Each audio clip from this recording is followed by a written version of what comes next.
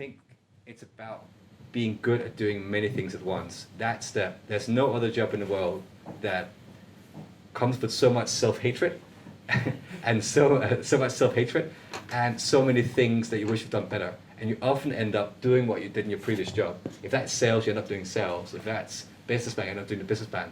So I think it's about structuring your own time and making guaranteed wins, because it's all about your energy level and getting excited. So make these kind of targets for the week that's just low enough so you reach it and just high enough to give you energy, because that's the energy that will investors buy into. It's this kind of fake momentum.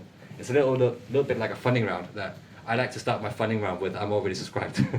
We're just looking for the right investors, because then you come with a sense of energy on the table. There's nothing worse than coming to a CEO that looks burnt down, like he's been going for 2 months and he's already tired and he didn't find the right investor, and the guys that he outsourced to didn't do good work. They can feel that. They're like, come on, guy. Like, they want a guy who's like, yes, I did this last week, and then you have an update.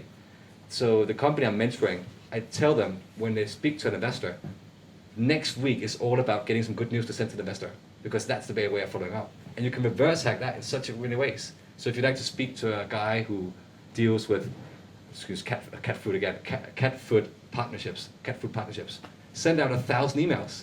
Seriously, send out 1,000 emails. You can use a tool for that. Scrape LinkedIn and get one good reply, and then take a screenshot of the reply and say, look at this, so excited. He wants to hear more about cat food. I really feel like we've got something special. That is how you build momentum, and that is how you carry yourself and get investors on board. But if you don't do it, if you just sit and work in your spreadsheet, then that's not it. So the self-hatred and being good at many things and momentum, that's the two things you need to balance.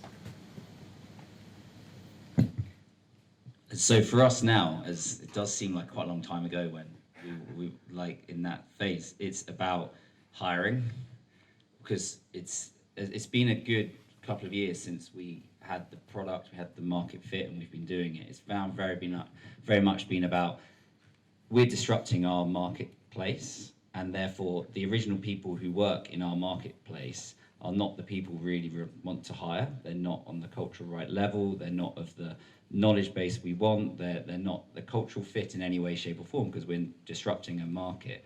So for us, it's been about growing the business and hiring the right people to keep the culture exactly how we want and serve everyone the way we want to. And actually recently it's been about, we did our last big company offsite, and it was all about focus. We've gone from everyone doing everything, which is where we were for 3 years, and it's just, you just have to have every single hat on in the world to build that company, to now where we have everyone has a very kind of fixed goal in what they're doing. Each team has a very fixed goal in what they're doing to help the other teams. We've actually now introduced go-to-market groups between teams, because as you start to grow, you start to realize that each team is building themselves their own different pot inside the company, and they're building their own different group. And so now bringing those together and making sure the whole company grows on a way that is exactly how we want to be as Capitalise, as is our kind of phrase. It's cheesy, I know, but and actually, if you look at it, if you look at the goals that we've set with the VCs, the amount of people that have come into our business in the near future means actually setting up a business that can grow in that way. And we've recently hired a guy who built Receipt Bank, they're now Series D. And he grew them from 50 people to 500 people. And because we're all building the business, know everything you possibly know about the accounting space and about funding, what we didn't all know about was how to get a business from 40 people to 500 people. That was a skill lacking in our business. And now we've actually, hired that person. That could be a really big step in our business, but that actually happened before as well. You need to get people to help you through each size shift in your business, and we're in a new one now. And actually, I've found that hiring the right people to help us do that could be one of the best things we've done in that phase.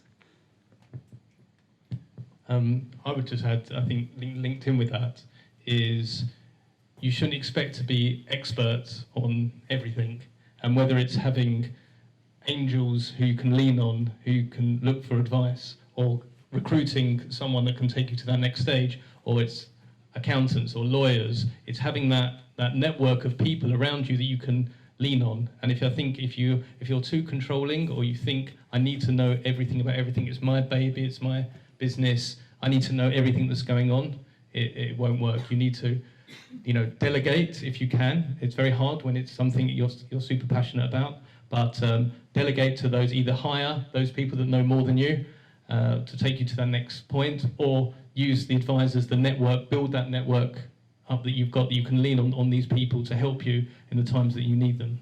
So that would be my one bit of advice.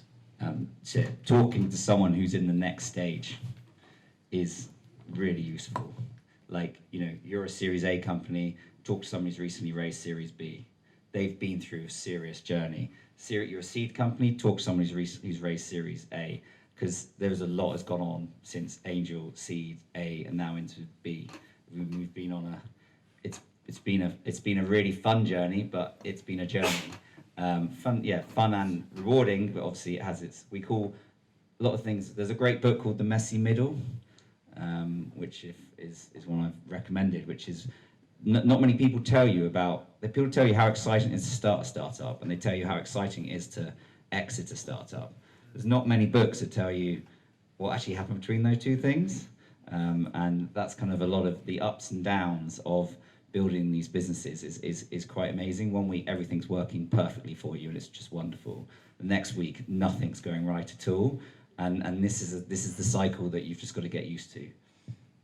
And leaning on advisors is something I'm pretty particularly passionate about. Lots of people have a lot more knowledge than you do. Don't be too egotistical to think that you know everything. You know everything about your market and what you're doing. There's lots of other things that need to happen in the business to make it work.